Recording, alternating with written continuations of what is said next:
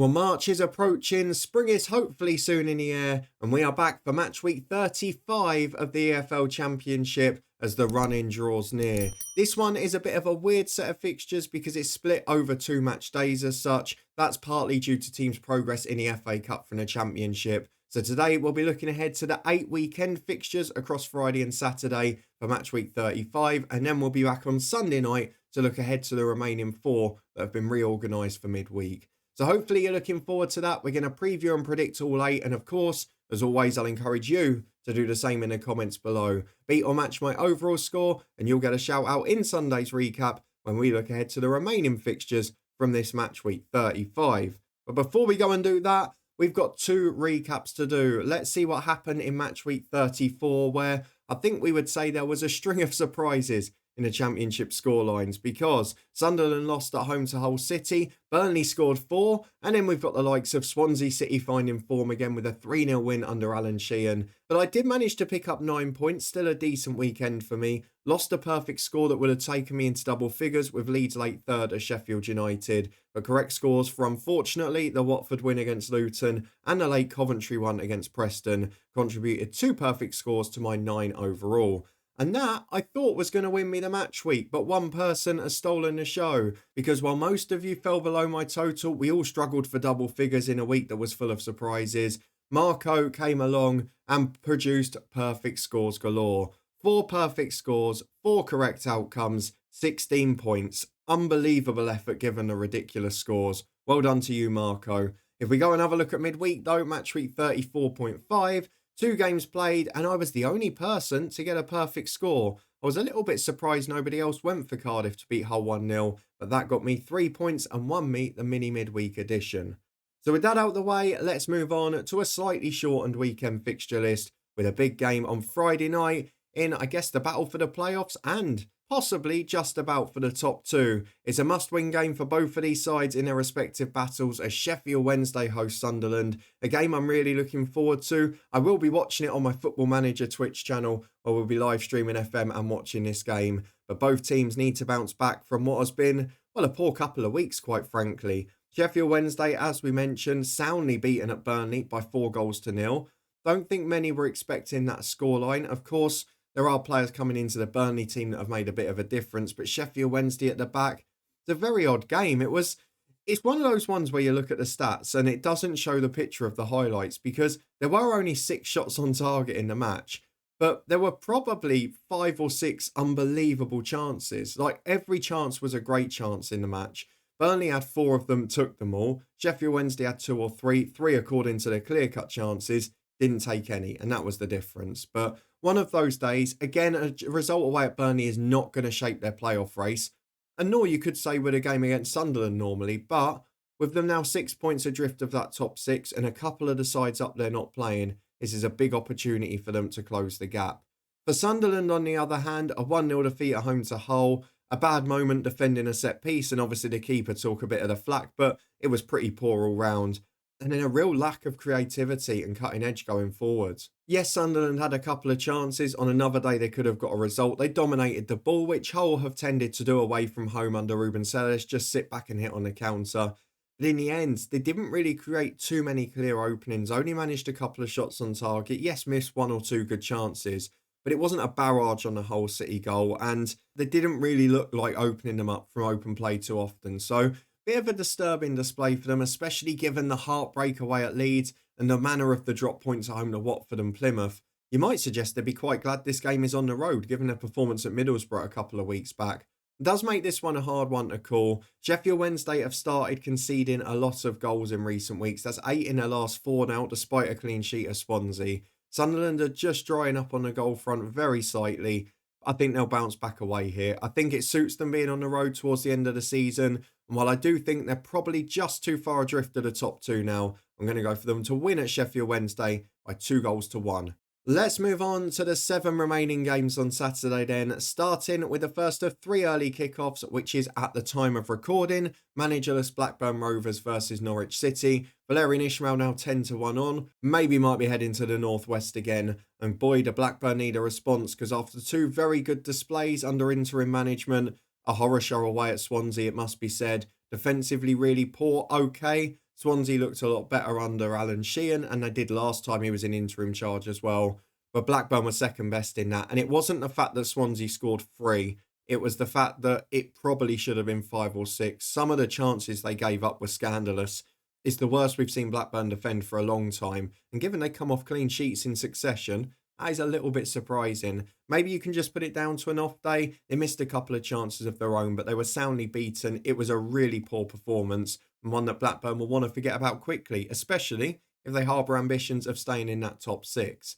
On the flip side of it, Norwich City were on the end of a thriller, and they were on the right end of it. A 4-2 victory against Stoke. Not the best defensively, goals conceded late in each half again, but they were without doubt the better side there. They're not the hardest side to open up, Stoke, but Norwich City did it at will. Josh Sargent has been brilliant since coming back into the team. Of course, they've got Borja Sainz back as well. He contributed an assist. Marcelino Nunez doing the same as well. So it is looking a little bit better on that front. But Norwich have not been a good side away from home since their return to the Championship. We've said it time and time again. They've smash and grabbed a couple of 1-0s this season, but they've not looked convincing. They didn't last year either under David Wagner. So with Blackburn at home, having won comfortably last time out, does leave me in a difficult spot this. I think I might sit on the fence because Norwich have drawn 2 of their last 4 games 1-1. They did so away at Hull City. And while part of me thinks Blackburn will bounce back, I'm going to play safe with the Championship's favourite scoreline of 1-1.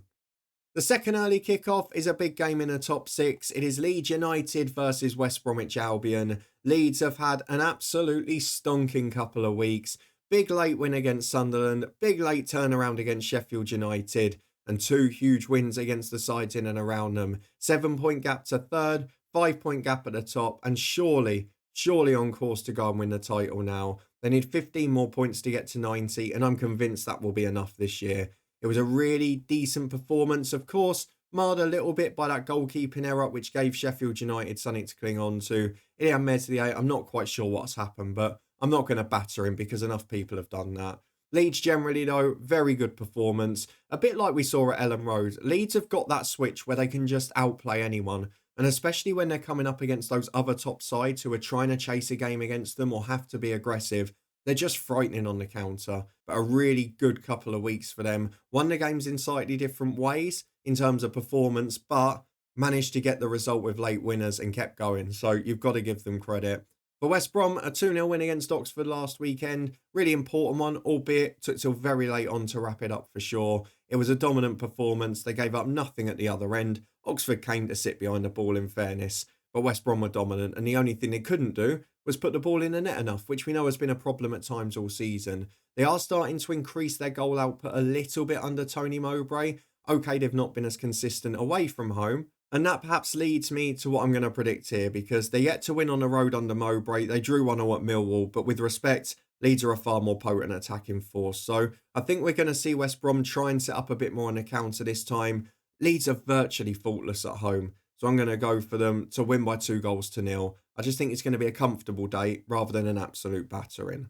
And we move on to the side that West Brom beat last weekend in a final early kickoff as Oxford United host Coventry City. Oxford, well, the honeymoon's over for Gary Rowett now, isn't it? 6 games without a win, no goals scored in 5 of them, and just starting to drop a little bit down that table. 8 points away from Plymouth, but a few less places than there were before. They come up this time against one of the form teams in the division in Coventry City, and Coventry again managed to get the job done against Preston despite not playing at their very best, but they're just finding a way to pick up wins, and with the form of Blackburn and West Brom above them, they might think they've got a chance to sneak in if they can keep it up. They were the better side without doubt, didn't have quite as much of the ball as I expected, but they really are good at creating chances now. While they've still got their moments in them defensively, they do look a potent attacking threat, as they did at their best in the last few seasons too. So massive credit goes to Coventry and to Frank Lampard there.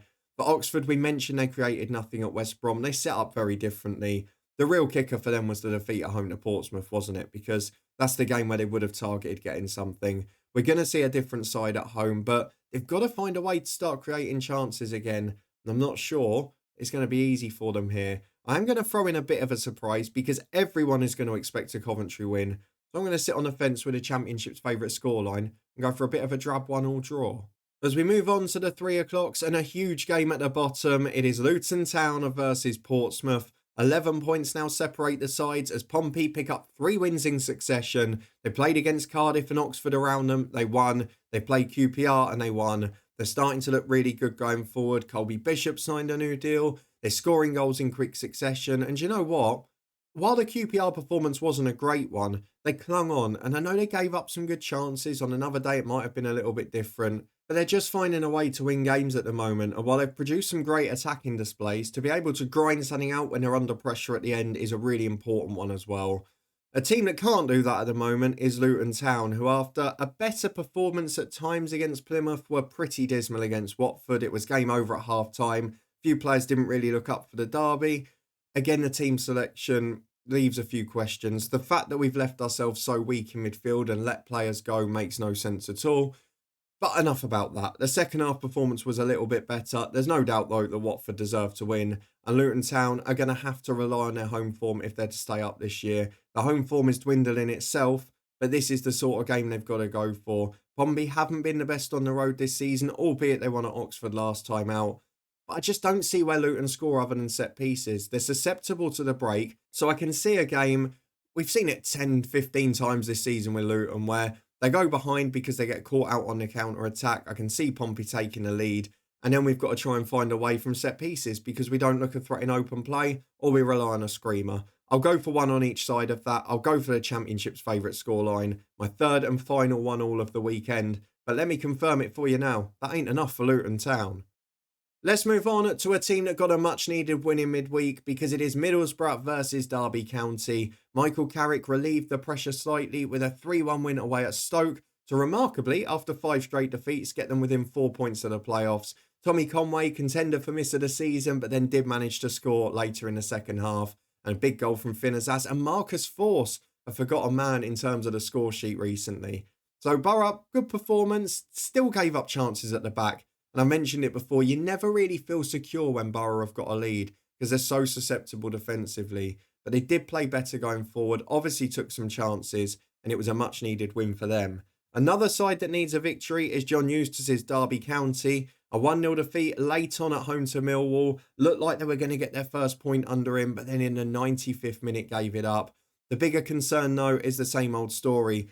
Yes, Millwall should have scored more. They had great chances in that game. Derby, no shot on target at home, no clear chances at home, didn't get to double figures on the shot count. It was a really tepid display. And while we said that we thought John Eustace would try and shore them up defensively, they've got to offer some attacking threat. That's 4 of their last 5 they've not scored in. Borough, we know, have got a threat in front of goal. If you remember the reverse fixture right at the start of the season, Derby nicked one from a Borough mistake on the halfway line, then got absolutely battered and clung on for a 1-0. I can't see the same happening here. I'm going to go for Borough to win. They don't often take the chances, so I'm not going to go for a big one. But I will predict them to win this by 2-1. Derby will probably be happy just to get on the score sheet.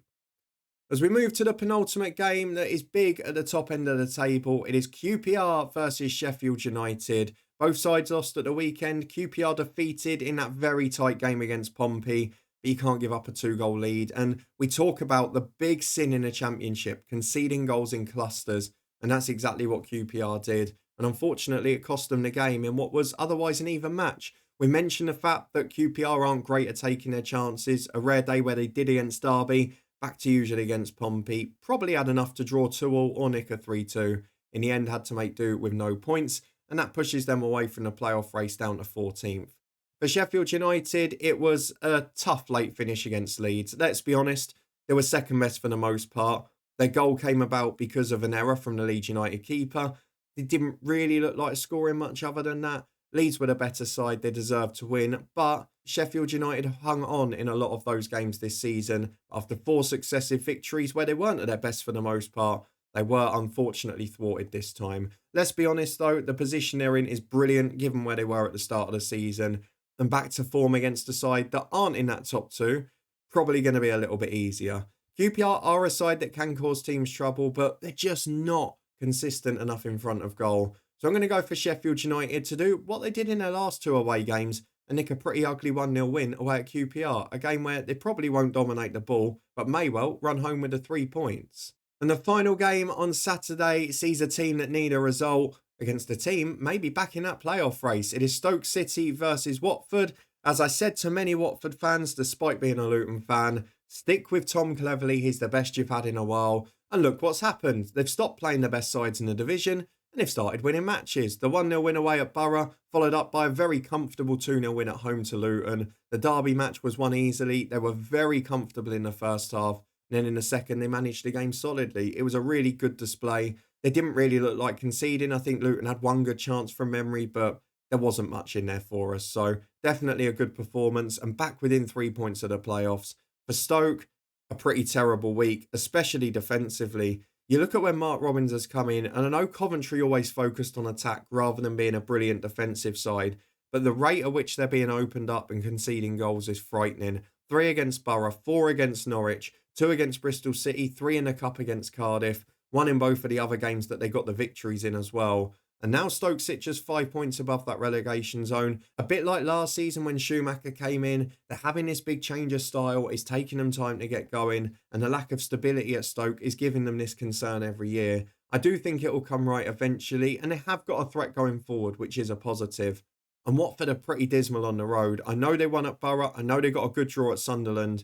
But that is not reflective as their form on the road for most of this year. They don't draw many games either. 6 is the joint least in the division. So you feel they're either going to win or lose it. I might go for a surprise here. I know I've been fooled by Stoke a couple of times. They're one of the hardest teams to predict. Watford have had a huge week with 2 good wins against 2 good sides. I think this might be the one where it trips up. I'm going to go for Stoke City to get a much needed win by 2-1. It's actually a little bit of a double-edged sword for me as a Luton fan, this. You probably don't want a Watford win, but if Stoke win, there's probably only one team that Luton can catch outside the relegation zone. So maybe you might want a favour from the neighbours here.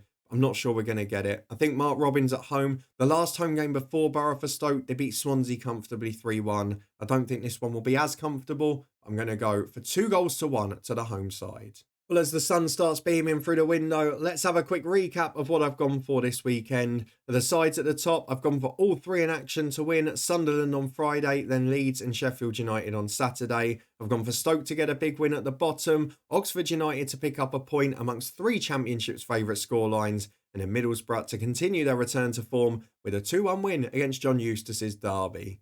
But those are just my predictions for match week 35. Do you agree or disagree? Let me know in the comment section down below. Give us your score predictions for this weekend. If you beat or match my overall score, you'll get a shout out when we return on Sunday to look ahead to the 4 remaining fixtures that will take place in midweek after the FA Cup action. Good luck to all the championship sides involved in the 5th round. Hope it goes well, and we've still got representation in the quarterfinals. But for now, if you did enjoy this one, do chuck a thumbs up on the video. Keep your eyes peeled for manager specials in the coming day with both Swansea and Blackburn seemingly getting close to imminent. And I'll see you again on Sunday evening to look ahead to a remainder of match week 35.